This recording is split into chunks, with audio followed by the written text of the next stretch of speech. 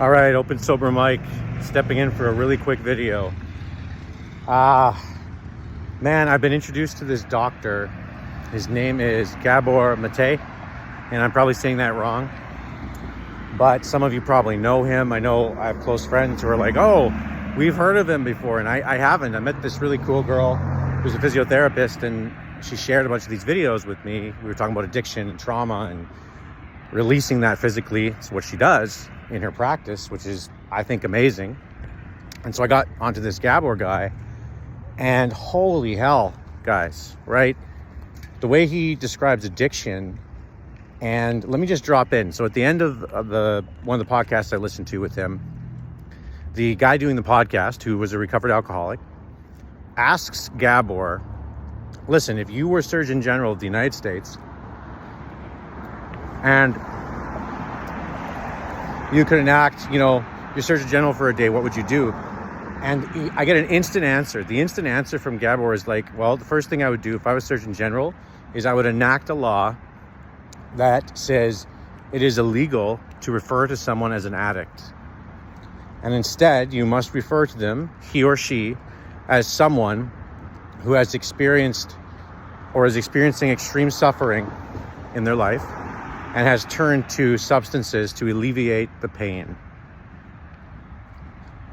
And I mean, think about that, right? He or she, these people we call addicts, these people we call junkies, these people we call dirty junkies, me, Mike Walsh, who's standing here talking to you in my addictions with cocaine, alcohol, gambling, the references would change to Michael is turning to substances to escape the pain he is suffering. And I just feel like changing that terminology would vastly change the approach that we take to addiction.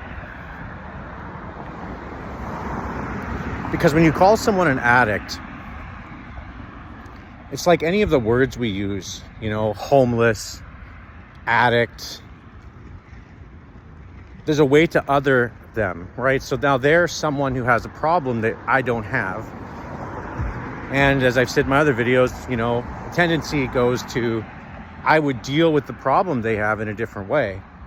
But if we reframe the terminology, how beautiful would it be to say, they've experienced trauma, they're a human being.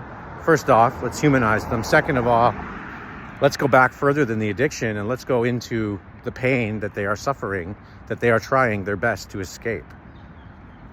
And I think the word that's, summarizes that statement or that desire to change this terminology, the word is compassion. Like true compassion. Like the person on the street who needs another hit of heroin. They're not a dirty junkie. They're a human being who has turned to substances to alleviate the suffering and the pain. And think of that in terms of even the Alberta government's new Compassionate Intervention Act, right? I mean, if we viewed it as compassionate intervention, is recognizing that they are turning to substances to alleviate the pain and suffering of their trauma, wouldn't we have a totally different approach to how we try and help them? Because right now it feels like we're trying to help people by just getting them out of the way, right? Like they're on the street and they're kind of dirty and we don't want to be around them. So if we can force them into rehab, then we can get them off the street. Because the biggest, easily the number one, I think, maybe number two, maybe the number one reason people have addiction is from pain, from trauma. 100%, that's number one. But the number one reason that they more specifically don't seek help is shame. It's probably the number one reason we all don't seek help. That's another thing that Gabor talks about is we all have addiction on a spectrum because of our childhood trauma and the pain that we're trying to escape. And so changing terminology changes the game, right? Because we want everything to be so black and white, and it's just not. But I think even in my own journey, how would it be different if I wasn't so shameful about seeking meaning and seeking connection and seeking escape, right? If I had less shame, I could probably access services more freely. I could tell people about it. But I remember not sharing at times because there's too much shame. Like, I keep saying shame, but there's too much shame, right? It's like, how do you tell someone that you just gambled $2,000 and, drank 20 beers and did 3 grams of cocaine? Like, you can't tell many people that. It sounds like a movie for Quentin Tarantino. It doesn't sound like something people should be doing. It's another word we need to drop, should. But these are just sober open mics thoughts on the whole situation. Let's change the terminology. You're gonna get a lot of videos on me and listening to this guy because I'm gonna go on Audible. I'm getting his book, The Myth of Normal, and he talks a lot about cultural impact. Here's another one for you guys. Holy shit! So I have talked to you a little bit about how going to rehab exposed me to a young Indigenous man, and how I helped him get the St. Michael prayer going. Because he was discovering God and Christianity, and I'm like, hey man, I know a little bit about all that, let me help you. And I ended up having compassion for him because I realized that if I had experienced some of the things he experienced, I may have reacted the same way he reacted, probably would have, right? His house was burnt down by a gang on the reserve he lived on when he was 12. And I'm telling you this because Gabor Mate, probably saying it wrong, talks about how in Canada, the prison population for women is like 50% Indigenous women, but the general population is 4. And he's kind of like, why aren't we talking about that? And it's the same for men. I don't think it's at 50, it's like 30% men. But he said that, on the streets of Vancouver, when he worked at Hastings and worked on people in severe addiction, it was half Indigenous men. And so what's the point of saying that? Besides just like, oh, nice stat, Mike. Like, cool, there's a lot of Indigenous people suffering. What are we supposed to do about it? Well, trauma is generational. And it's when we say generational, though, it's too big of a word and we can distance ourselves from it, right? Like, here's this big word, generational. What does that mean? Well, what it means is just go back into your own generation, right? Which is your parents.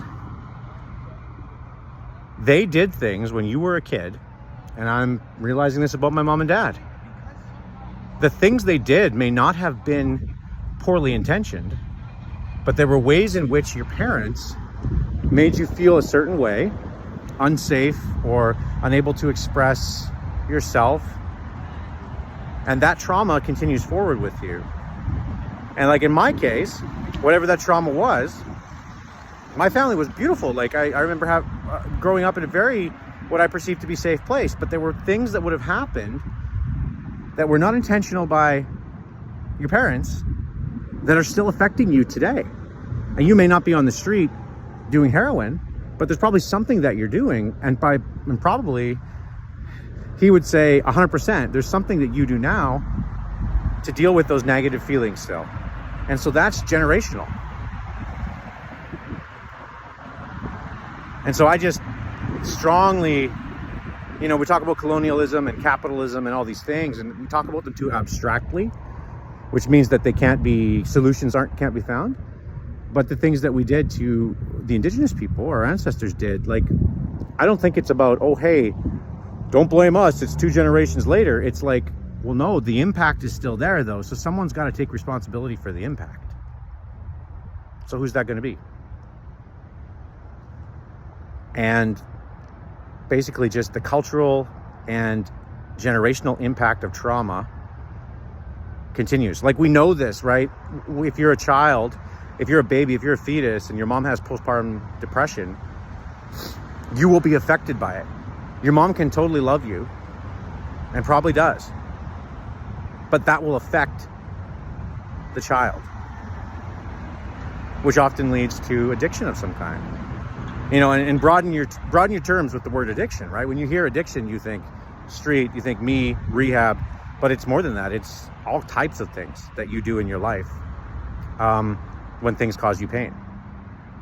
So biggest takeaway here, let's change addict. Let's get rid of that fucking term and turn it into a human being. A human being. These are people on the street, right? This is who they are. They're human beings who are turning to substances to escape pain and suffering. And the truth is, if you had their pain and suffering, it would likely be you in the same situation. And so let's not other them. Let's see ourselves in them. You know, and that's like even biblical. That's like Jesus level, right? Like, love your neighbor. You know, sober, open, Walsh.